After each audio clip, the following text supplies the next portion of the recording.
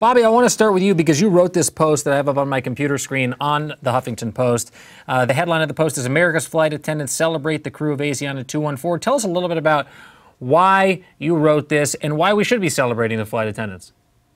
You know, I was really moved to write this post because when the news reports started coming out of San Francisco about the crash of Asiana 214, no one was talking about the flight attendants. Everyone was saying, you know, at first they thought everyone had survived, and then later we learned the 2 deaths, and now the next one.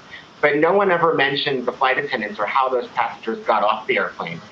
So, but the whole time the media was reporting on the accident and forgetting about the flight attendants, on social media, there's a lot of groups that bring crew members from around the world together, and all of the flight attendants in those groups were celebrating we're all celebrating the Asiana flight attendants, saying what a great job they did, how heroic they were. I mean, eventually photos came out of one of the flight attendants carrying one of the passengers off the airplane, and there was one flight attendant in particular which really inspired me to write the post, Cindy Atkins, who started a campaign to have flight attendants from around the world to send cards to Korea thanking the Asiana flight attendants for their heroism.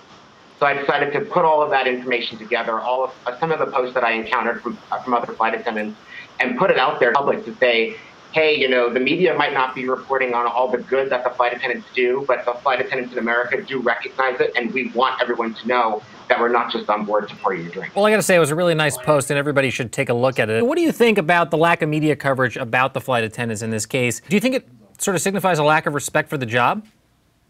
You know, I think a little bit it does. I mean, here in the United States, everyone kind of forgets that yes, we are there for service, and a lot of airlines lately are focusing a lot on service because it's what sets them apart. But I think a lot of people don't realize that we are primarily on board for your safety, and you do have those flight attendants that like to say that a lot. You know, we are primarily on board for safety. But, you know, we are there for 2 reasons. We're there for your safety, number one, but we are also on board for customer service. But the only time we ever get recognized for the safety portion of our job is in situations like this. And what I think a lot of people don't realize is that every year we do have to go back through training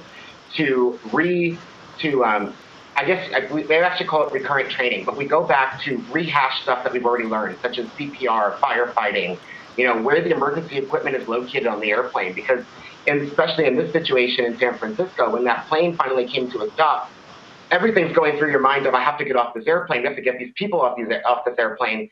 You open the door, and now you have to remember, where is the fire extinguisher to go fight the fire that's stopping some of these people from getting through, or where is the axe that we're going to use to deflate the slide that's pinning down one of our fellow crew members. And every year we have to go back through that training to relearn where all that stuff is and how to do everything. And I think that that's something that everyone should know, and something that the media should have reported on right away, to say, you know, this is what the flight attendants are trained to do, and they did their job incredibly well.